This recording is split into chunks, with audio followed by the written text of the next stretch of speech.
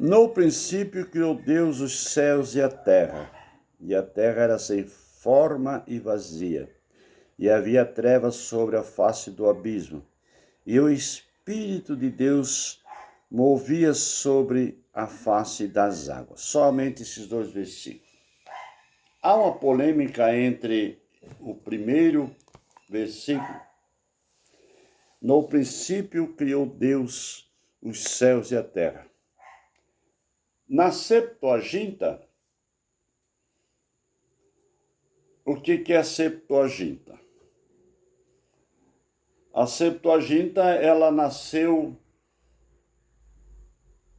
eu esqueci o ano agora, mas através da ideia de Alexandre o Grande, na Alexandria, no Egito,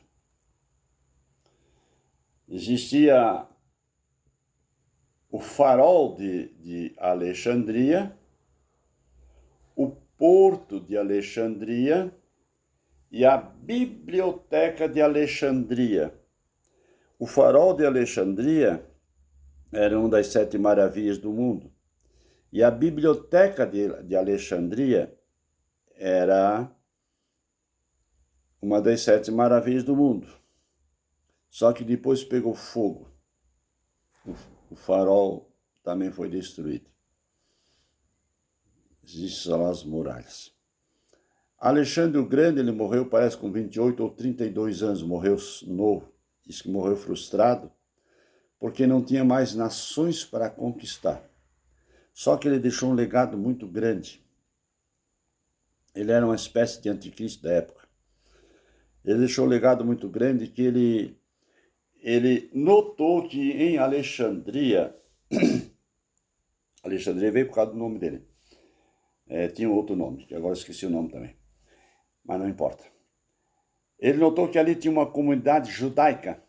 E essa comunidade judaica foi formada no tempo em 656 antes de Cristo. Quando Nabucodonosor ele dominou Jerusalém e levou parte dos judeus para a Babilônia. E naquela época Jeremias estava num poço, calabouço, e foi tirado de lá. Era uma pessoa de cor morena que estava sustentando ele com pão. Ele estava num poço cheio de lama. Ele jogava trapo velho lá e jogava pão. Pão que era para os cachorros, ele jogava lá para Jeremias comer, para não morrer de fome. Daí amarrar Jeremias numa corda, e ele se amarrou-se lá, e ele estava quase cego, por causa da escuridão lá embaixo, daí deu com a claridade em cima, não enxergava. E aí levaram ele, moribundo, mas levaram para Alexandria, e morreu lá. Mas lá ele formou uma comunidade judaica. E essa comunidade judaica foi uma comunidade muito religiosa. E falava o hebraico fluentemente. E Alexandre, ele observou que esse povo era um povo diferente. E servia um Deus cujas bênçãos recaía sobre Alexandre. E ele, pela história que ele conheceu dos reis de Israel e de Davi, de conquistar a terra, ele se tornou um conquistador. Se Deus era com ele, não sei. Mas deixou um legado muito grande. Ele pegou 70 anciões e disse: vocês vão transliterar, vocês vão interpretar a Bíblia hebraica, que era o Pentateuco. Não existia Provérbios e nem Salmos e nem os profetas menores e nem maiores, só o livro de Jó, escrito por Moisés, segundo os eruditos. Vocês vão pegar 70 anciãos e deu um prazo para eles lá, para vocês traduzir a Bíblia do hebraico para o latim.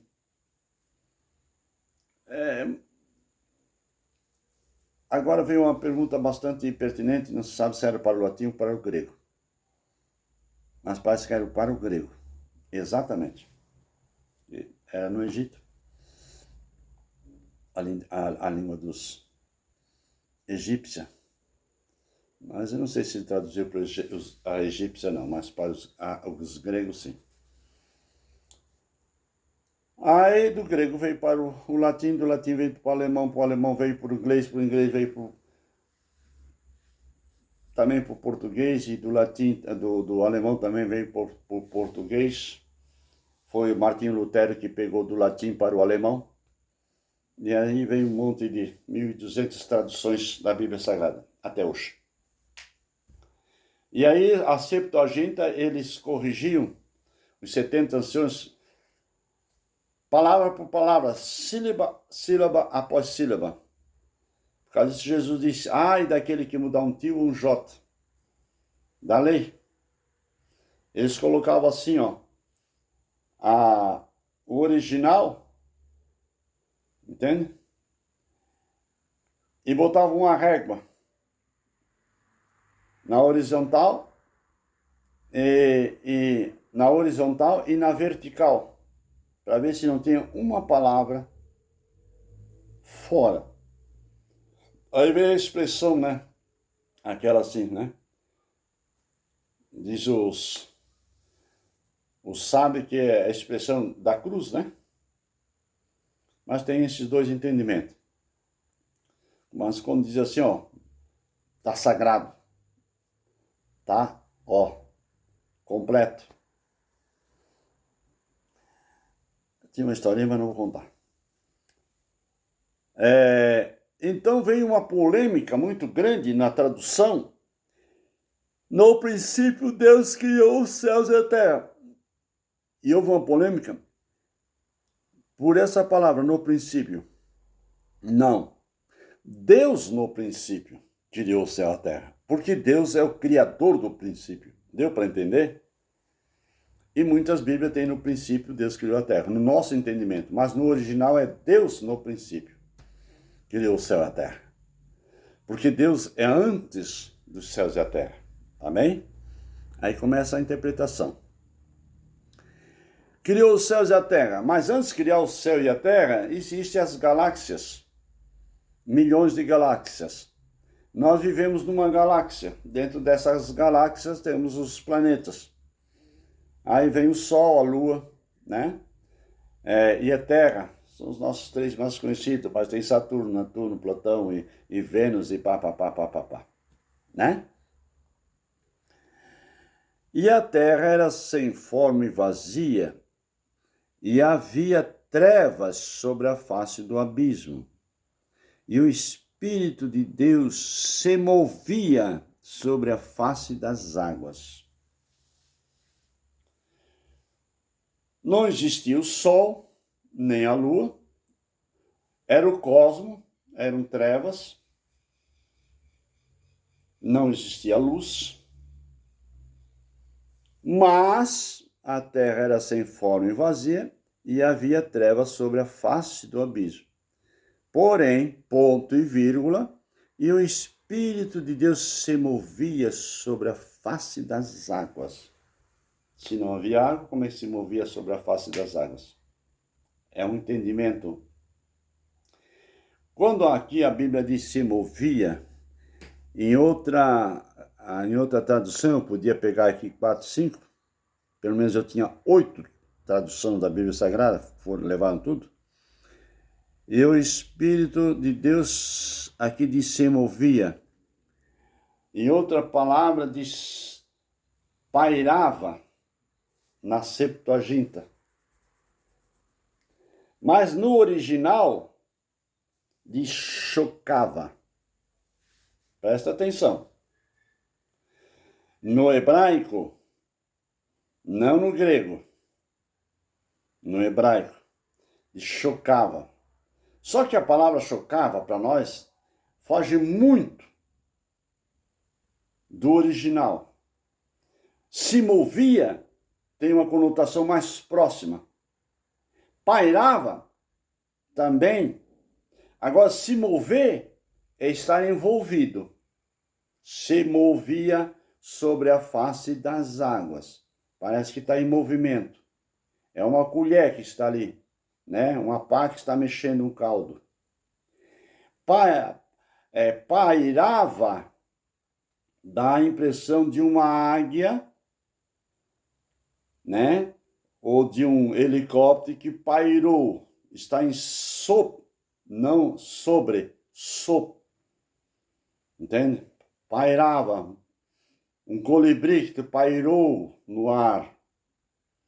Ó, entende? Pairava. No original, chocava. Agora vamos no entendimento. Quando diz se movia, dá a ideia de um Deus transcendente e imanente. Quando dá a ideia pairava, dá a ideia como que se fosse o sol que paira sobre a terra, que emana seu calor. Muitos dizem que Deus é como o sol. Dá uma ilustração assim, o que é Deus, entende? Ele aquece, né? Ele dá vida, e pairava. Mas no original chocava, vai mais profundo. É uma exegese bíblica. O que é uma exegese? Vai na raiz, na fenomenologia da palavra, na raiz da palavra, na origem da palavra. Chocava dá a impressão de uma águia, como está lá em Números capítulo 32 e o versículo 11. É a oração de Moisés. E Deus disse que, como a águia, ela desperta os seus pintinhos, assim Deus cuidava e zelava de Israel, e não havia em Israel deuses estranhos. Entende? Então chocava 21 dias como uma galinha, ela está sobre os seus ovos, chocando o calor. Por causa disso, Daniel orou a oração de 21 dias. Também dá a conotação de 3 vezes 7, 21, de Eclesiastes 11. Numerologia é para outro dia. Não é para hoje. Existe a numerologia bíblica, a geografia bíblica, a matemática bíblica. Não é essa a questão. Então, 21 dias é o período de ovo se eclodir. A galinha fica em cima do ovo 21 dias. E ela sente que o pintinho se forma. E ela conversar com o pintinho. E ele lá debaixo da casca, ele e ele fura. A casquinha se abre e ela sente. Ele sente o calor da mamãe. Choca. E ela começa a conversar. E de repente outro. Enquanto ela vê movimento, ela não sai dali. Ela conversa, mas está ali. E ele lá ouvindo. E o Espírito de Deus se movia sobre a face das águas. E disse Deus: haja luz, e houve-luz. E viu Deus que era boa a luz, e fez Deus separação entre a luz e as trevas. Quando o pintinho eclode, o que ele vê? Luz. Por causa disso, Jesus disse para Nicodemos: necessário vos era nascer de novo. O que nasce da carne é carne, mas o que nasce do Espírito é Espírito. Eu faço uma doutrina sobre o Espírito Santo e começo aqui de Gênesis, porque o Espírito de Deus se movia sobre a face das águas. E termino lá em Apocalipse 22, né? E o Espírito e a noiva dizem, vem. Ora vem, Senhor Jesus. De pintainhos, zelado pela águia ou cuidado pela choca, e o Espírito de Deus, e o Espírito e a noiva, ela se torna a noiva de Deus, a noiva de Jesus Cristo. E o Espírito e a noiva diz, vem, ora vem, Senhor Jesus. Volto já.